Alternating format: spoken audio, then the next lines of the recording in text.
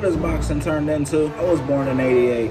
I grew up watching Mike Tyson. I feel like as long as I've been watching boxing, there's been 4 ways to win or lose a boxing match. Unanimous decision, which is by points, total knockout, TKO, disqualification, like if you bite somebody, or forfeit when they're not able to compete anymore. Then you have MVP Promotions, who wants to turn boxing into sports entertainment.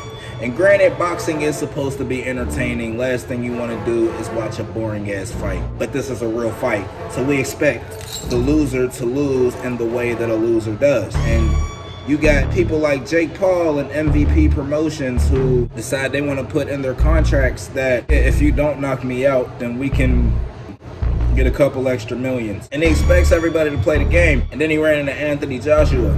See, when he boxed Mike Tyson played the game. Mike Tyson doesn't have to box. You know what I'm saying? He already knows he's a special attraction at this point. And we realized that the fight was rigged when he didn't knock you out. Because that fight was entirely too long to be a Mike Tyson fight with all of the training videos that we've seen.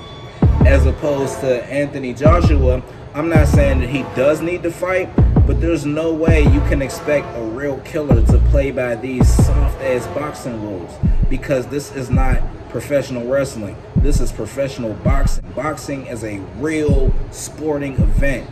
People pay hundreds of thousands a year to keep up with boxing. I'm pretty sure tickets aren't cheap. I'm pretty sure the pay-per-views ain't either. I don't really know. I go to third party, but that's neither here nor there. But people spend way too much money to see people dance around the boxing ring when a knockout was right there. And that's why I'm glad that Anthony Joshua did what he did. He didn't come to play the game, he came to fight. He knew that Jake Paul wasn't a real boxer and he exposed him.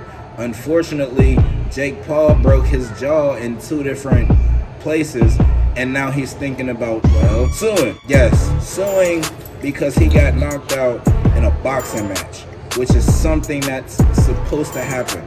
You're supposed to get knocked out in a boxing match. That's how boxing ends. For all people that really grew up watching boxing, we didn't grow up looking for a point decision. We got basketball and baseball and hockey for that. We watch boxing to see somebody get outmaneuvered and knocked out. The same reason we watch MMA, to see people get outmaneuvered and knocked out.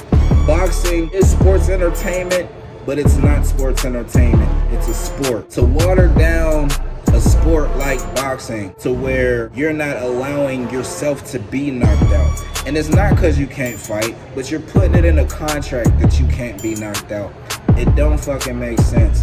I don't know how much money was on the line. It's not my position, but ain't no amount of money that's gonna cause me to pull a punch because you don't want to get knocked out.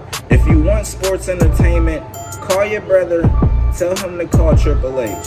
Or call your brother and tell him to call Nick Khan. That's sports entertainment. Professional wrestling is sports entertainment. Boxing is a real sport where people get really hit, really break bones, and really get knocked the fuck out. This new era of boxing that Jake Paul is trying to usher y'all into, it don't make sense. Maybe I'm not in the tax bracket for it to make sense. I just figured I'd speak on the subject since we all talking shit.